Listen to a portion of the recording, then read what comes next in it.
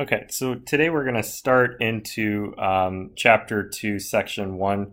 What I'd like for you guys to do today is read pages 55 through 58, which is just the first part of Chapter 2, Section 1, and then watch this video where we'll go over some of what you read. It's going to take us a little while to get through this first section, a couple of days, so we're going to split it up. We're going to talk about average and instantaneous values first. I'll give you just a little bit of an introduction to limits, and then we're going to spend the next 2 days talking more in depth about limits.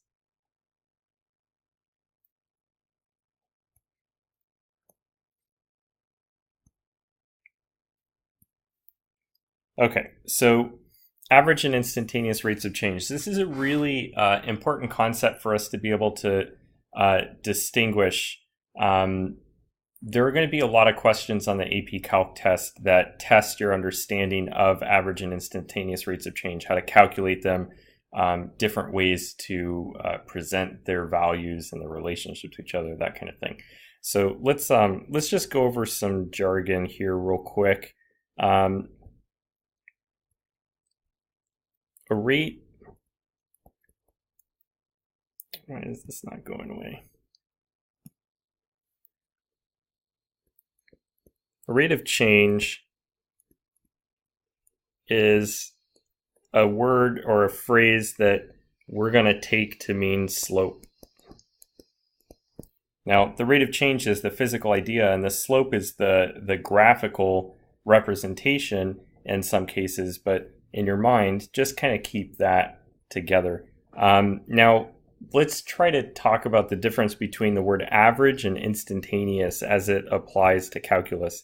So let me give you an example for average rate of change.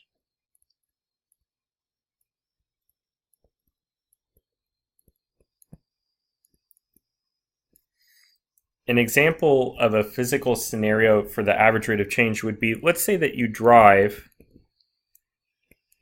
40 miles to school.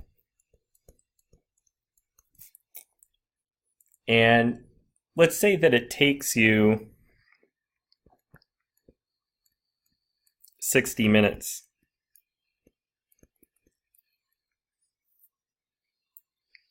to do that. Your average speed, which is a rate of change, speed is the rate of change of position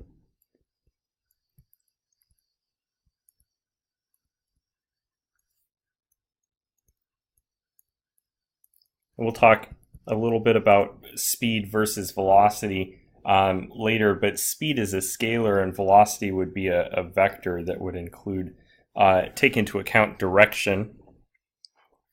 So your average speed is the rate of change of the position, but your average speed would be equal to the 40 miles that you traveled and the 60 minutes that it took to do that. Okay, so that doesn't necessarily mean that you were traveling that fast all the time.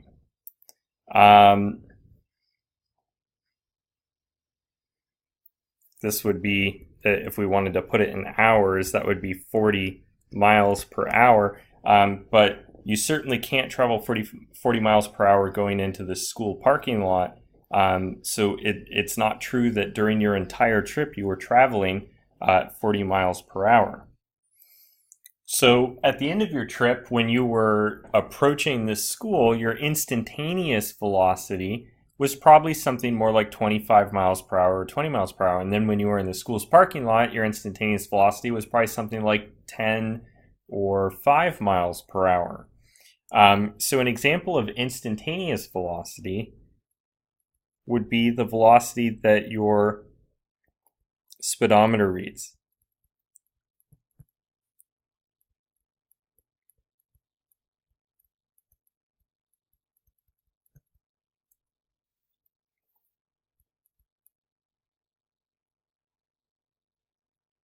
So you're driving to school.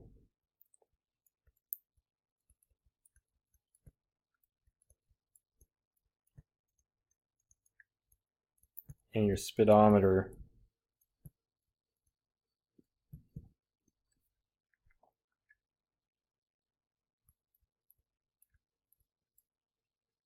maybe while you are on the highway, your speedometer reads 65 miles per hour.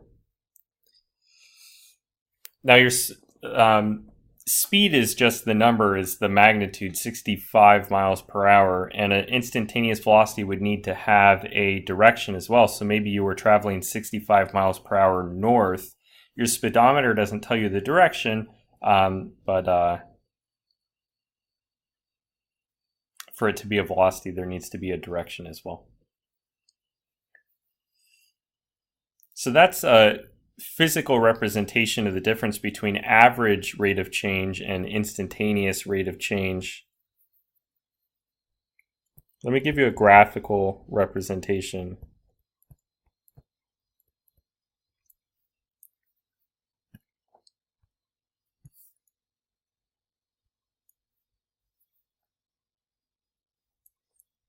Let's say that we graph your position with respect to time, and we get a graph that looks like this. So at first, your position doesn't change a whole lot, but eventually your position changes a lot in a short amount of time. So this is an exponential curve. And let's just take a look at what's going on here. So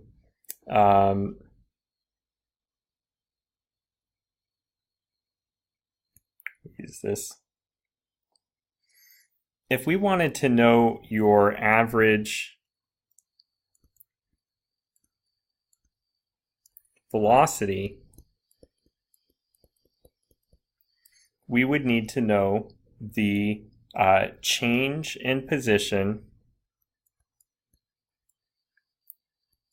over the change in time.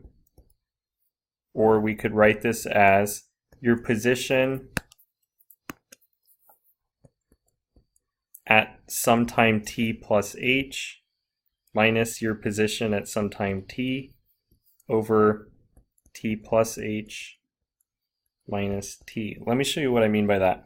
Let's say that your position at a time t was here, and your position at a time t plus h, meaning h seconds later, was way up there.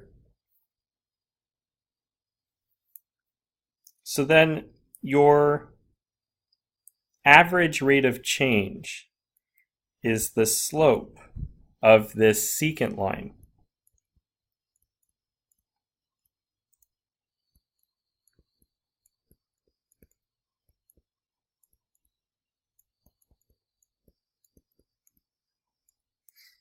And that line's called a secant line. This is different than, let's take, if we were to slide this back so that we had 2 points, one here and one slightly closer, then we'd have a secant line that was a little bit different. And if we slide the point all the way back so that it's a tangent line, so this was, let me label this so we can remember, this was our secant line. It's a line that intersects the curve in two places.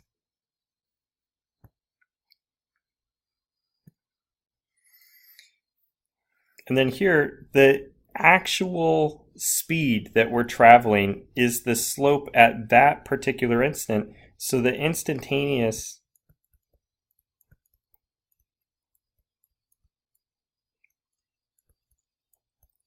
rate of change is the slope of the tangent line.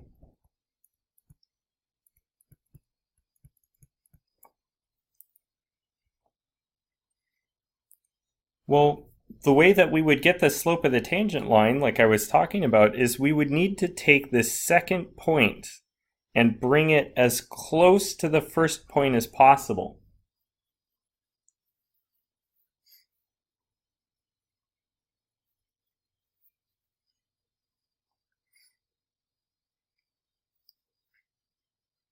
Now, the problem that we're going to have with that is mathematically that's a little bit difficult, and that's where we get into calculus and needing limits.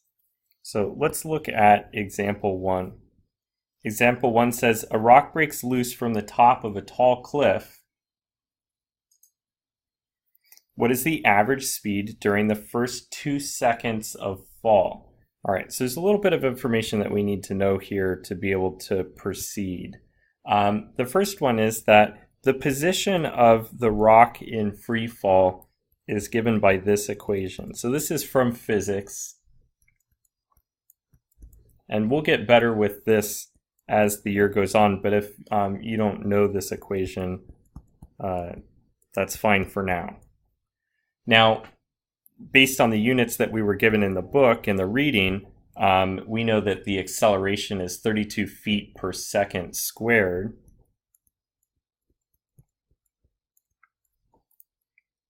We know it breaks loose, so that suggests that the initial velocity is 0. It wasn't thrown or anything. And it was thrown from the top of a tall cliff. Now, what we're going to do to make this a little bit easier to deal with, so we're going to say the top of the cliff is at 0 meters. And then we'll measure how far it falls down as the positive direction. Okay, so this means if we simplify this, then our position below the top of the cliff, or the distance we've fallen, is given by 1/2 of 32 feet per second squared. So that's 16 feet per second squared times t squared.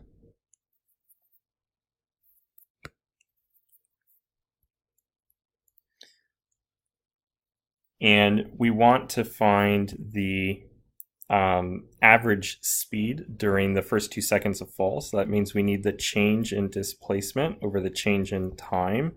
Or we could write this out as the position at time 2 minus the position at time 0, because we want the average speed over the first 2 seconds of fall, and then 2 seconds minus 0 seconds. So we're going to put this into our calculator. So here's our function, 16x squared. We can't use t as our variable, so we'll do 16x squared. And then we can actually evaluate this, and I'll show you why we're doing this in just a second. We can evaluate this quickly by going to vars, yvars, function, y1, and we're going to evaluate that at 2. We need to put parentheses here. And then we're going to do the same thing, vars, yvars, function, y1. We're going to evaluate at 0. And then we need to divide by the time, which is going to be 2 seconds. And that's going to give us our average speed, which is 32 feet per second. Now, the next page asks, find the speed of the rock at the instant t equals 2. So here's what we're going to do.